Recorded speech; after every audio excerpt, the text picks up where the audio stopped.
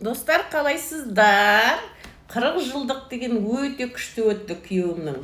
Жақсы сыйлықтар сыйлаған. Мен 40 жылдыққа естелік ретінде осындай сағат берді. 40 жыл деген жазуы бар.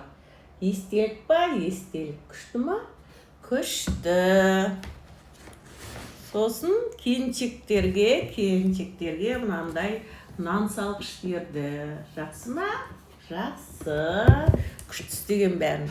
Келіншектер мынандай әйел женское счастье таратты бәріне. Үйлеріне барып өсіреді. Күшті ма? Жақсы. Күшті ұйымдастырған. Жақсы подаркілер пайдаға асатын. Өздері күшті, өнерлі кілем. Қыздар жағы енді өнерлі болды, неше түрлі өнерлерін көрсетті, шығарған нелерін оқыды, өлеңдерін шығарған, биледі, өлең айтты. Күшті өтті енді айтатындай. Енді айта алмаймын мен. Күйеуімнің класстастар қыздары деген енді күшті, көңілді, күшті өткізді. Ұйымдастыру деген мықты болды. Бастан аяқ енді шау болды ғой. Күшті болды енді. 2 күн тойладық. Осындай сыйлықтар берілді. Күшті. Ортасында қыздар да өздері сыйлықтар істеп жатыр неше түрлі. Вообще жақсы болды.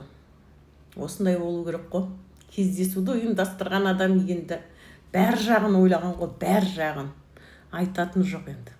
Күшті өтті. Энергиясы қандай күшті болды. Қалай жігіттерді сыйлады, қалай келіншектеріміз ғой біздер. Біздерді қалай сыйлады, бәріне внимание берді. Өздерде көңілді жүрді, жігіттерде көңілді жүрді. Барған қонақтарымыз ғой біз. Барған қонақ біздер әйелдерде көңілді жүрдік.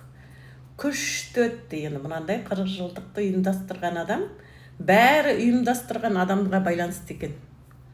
Өлеңдер, билер, 80-90 жылдағы өлеңдер, билер қаншама. Күшті өтті. Маған тіркеліп лайк басыңыздар.